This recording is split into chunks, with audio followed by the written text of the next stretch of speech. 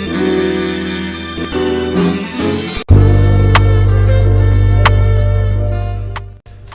right, we're back to Relative Conscious. My name is Antonio Brown. Irvin Bryant. This is the Hot Spot. Gentlemen and lady, this is the hot spot. You will enter it at your own risk. Also want to shout out to our DJ for making the beat. That's DJ DW at DW Made That on social media. All right, so the resolution. You ready? Oh, yes, yeah. The resolution is Kamala Harris was a poor choice. For vice president, Yes. We already know what's going on. Today, Joe Biden, Uncle Joe, selected Kamala Harris, who lost the Democratic primary. Long shot lost. Yeah, she dropped out pretty early, and he chose her to be his running mate. There have been rumors, long time, that it'd be a woman of color, and Joe liked to keep the suspense flowing. It was good for the campaign. That's a speculation. But now, she's the one, and I want to let you know she ain't the one. Okay? Reason number one, it's tokenism. We've seen it before. And actually, if we're being real, Joe Biden is a token, right? Now, if you're not black, you may not know, but if you're watching this, you probably are. And if you're not from the South, you really don't know. If you're not a Texan, you really don't know. If you're going out at night, rolling with a few Negroes in the whip, especially if you're in a country town, you might want to bring along the well-spoken token. Not in this case a black person, but a white person, just to keep everything kosher when the police pull up, just to keep everything cool when someone starts saying something suspicious is going on. Well, there's a white guy with him. It must not be any trouble. This is genuine advice. Please do this. Yes. Joe Biden was that guy for the Obama campaign. Oh, okay. His name may be Hussein, but here goes Joseph Biden. There's nothing to fear. Yeah. His son is in the military. Wow. This is great. Now we arrive to the status quo where the situation is turned, the tables have flipped, but there isn't any clear ideological link between the two individuals. In fact, the beefing that we saw going on in the primary made them really look like they're cut from two entirely different cloths. The length of Joe Biden's campaign, the nature of his career doesn't gel, as I can see it, with that of Kamala Harris, especially from the primaries. Moving on to point two. Oh, before we get to point two, tokenism just isn't appreciated. I'm a black man. Please stop doing that. If you do what you will, do what you must. I'm not a child though, so when I see a black person, I'm not going to jump at it. Also, we already have Barack, so my nerves are steel. And a lot of black people, feel like they got duped by Barack in the first place, so they're not falling for it again. Part two, Kamala Harris is not an effort. Choosing Kamala Harris as vice president is not an effort in unifying the party.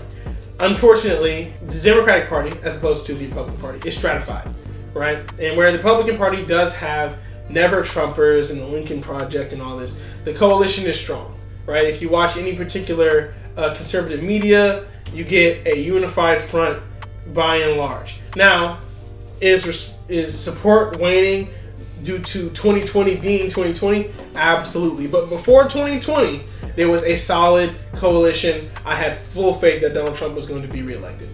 The Democratic Party I never had that type of confidence, especially as a Bernie Sanders, a Pete Buttigieg, as an Andrew Yang arise among the Democratic hopefuls. You see the farther left. You see those who are of a different identity, who are more neoliberal, very close to Joe Biden, and then you see Joe Biden, the old guard Democrats. And so by Joe Biden reaching out to those who are of a different identity, like Pete Buttigieg, like Kamala Harris, like Amy Klobuchar, sure, oh, that's a woman.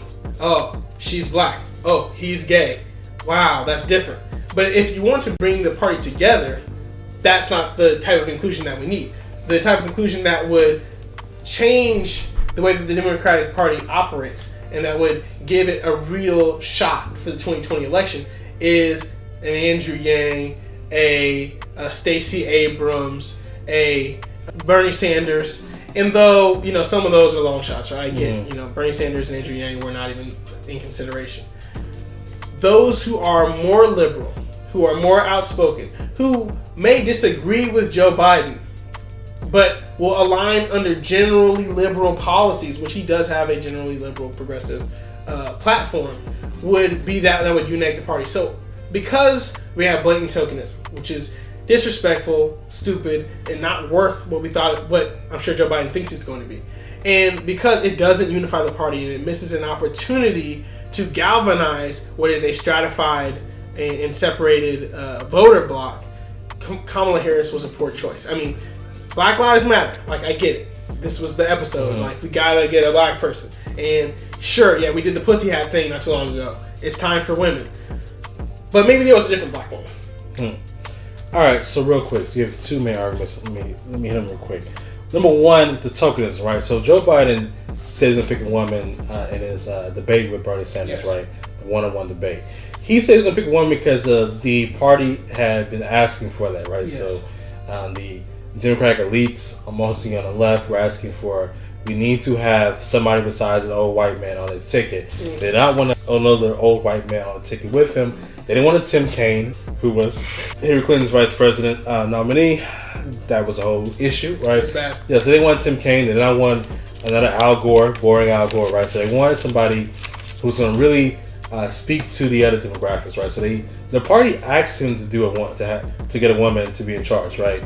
Now, as he was choosing who his woman was gonna be, black constituents who I don't understand what Charlamagne the God has the platform he does, but he does. Yes. So Charlamagne the God, Abakari Sellers, right? Other people like that. We're saying it needs to be a black woman. It cannot be Amy Klobuchar. Black people won't show for Amy Klobuchar, right? This is something that Charlamagne the God said time and time again on the show whenever we talk to other political people. It cannot be Amy Klobuchar. So Amy Klobuchar jumped up the race. She said, I think Joe Biden should choose a woman of color. She did it for one of two reasons. One, to make sure that Elizabeth Warren didn't become the vice president, because she's not Elizabeth Warren.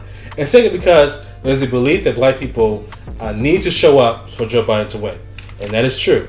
And they're going to show up if there's somebody on the ticket who looks like them, right? So it's not so much tokenism as in we asked for Kamala Harris. We asked for a black woman to be put on the ticket, right?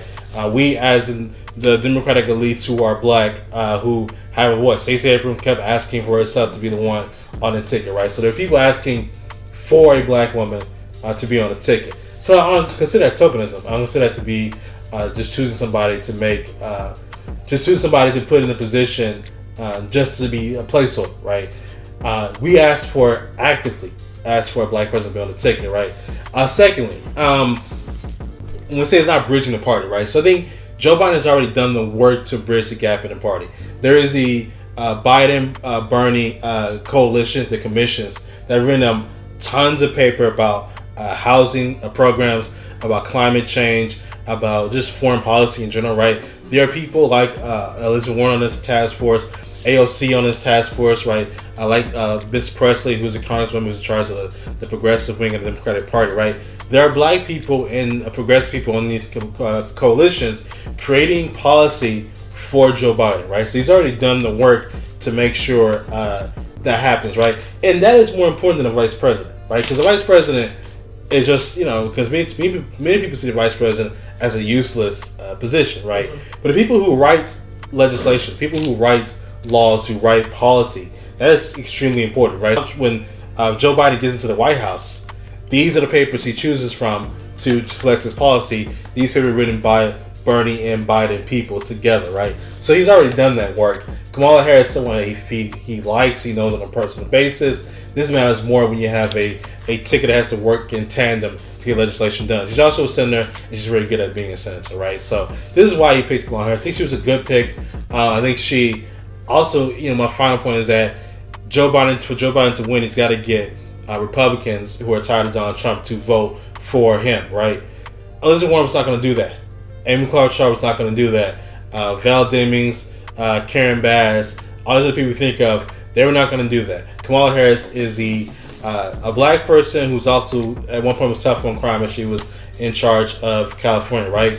As much as you do not like that, the people you need to vote for Joe Biden to become president so we can get out of this waking nightmare that is Donald Trump's presidency do. And that's why he chose her to be vice president. Okay. So I'm gonna finish my advocacy. Yeah. I'm gonna, speak from the heart and get it off my chest. So on my side, on the affirmative side, to claim the resolution resolved, to affirm the resolution resolved, Kamala Harris was a poor choice.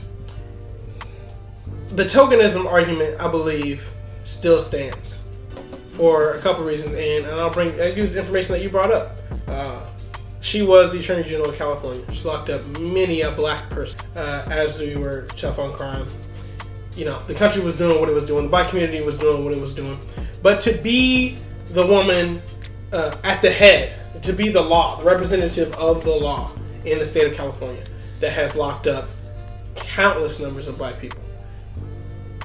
I won't say that it's a matter of justice that she not, hold any particular office or garner the black vote, but black people have already showed a distaste for her. So when we do I'll maintain that it is tokenism, because it is picking a person as set dressing, even if it is to appeal to the popular outcry. This is not, and you can tell by her politics, right? This is not a person who's going to bring the black perspective as, as black people know. As Afro-Americans, we did not identify with, did not choose and vote behind Kamala Harris because of her career and her public persona. Neither of those identifying with our struggle. And so when you pick a black woman and okay, I'm choosing a woman of color to make a point, and that woman of color doesn't identify or doesn't register with us, then yeah, it's got to be just a signal. It's got to be a flare in the air. Mm-hmm. And when we're talking about reaching across to Republicans, flipping those those who are fed up with Trump, hopefully the whole pandemic is enough. I mean, geez. But no, to keep it a stack, I'm gonna vote anyway. So I mean, I'm not a huge fan. When I saw that, I was like, at least it is a woman to cover. At least they stuck to their word. Yeah. But I'm not hype on it. You know what I'm saying? I didn't vote for Kamala Harris. So just keep it a stack. But what the real issue is that, regardless of whether or not you are like hype on this and you want it to be the first black woman vice president, which would be super cool. Mm-hmm. I cannot have Trump again.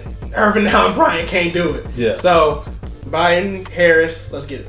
Yeah. Also for me, I feel like people who were asking for somebody else, the names they were throwing out just wasn't going to happen, right? So like Karen Bass had issues with things she said about Cuba, right, in the past, which. I understand the left is like getting tired of that, and then like Cuba's not that bad, and we shouldn't chin punch people saying things good about Cuba, but that's just kind of how it works. You're not gonna win Florida by saying things good about Cuba, right? That's the end of the day. That's how the map looks. A lot of times I feel like Twitter is not real life, and a lot of people saying stuff on Twitter that when it comes down to voting day and counting votes, that's not how that works, right? So Tammy Duckworth was an Asian American woman who was also a veteran. Who lost work for legs in Afghanistan, right? That's not a good choice. But he went with Kamala Harris. I think he knows Kamala Harris more. I think he likes her more, And she's famous. Yeah, also, Joe Biden is 78 years old. So I think he needs somebody he knows on a personal level so I have to learn any names, just to be keep it a stack. She's already famous. She got high name recognition. She's already been vetted because she was running for president, right? So there's no October surprise about Kamala Harris, coming up behind us, right? I say that knock on wood somewhere, right? So there's no October surprise coming. At the end of the day, we all know Kamala Harris. She's a known entity, right? These other people, names were thrown out, and then people vetted them and were like, nah, this got this issues. Kamala Harris pretty much has been straight across the board. Let's just do this, Also, I'll make this point. If Joe Biden doesn't run again, if he wins, doesn't run again in 2024, he may have just picked the next woman president. It could be Kamala Harris. It could be a black woman, aka a HBCU alumni. Could be the first black president. That's to give us any reason to vote. So my name is Antonio Brown. Irvin Bryant. This is the Kind of Woke Podcast. Do it to him,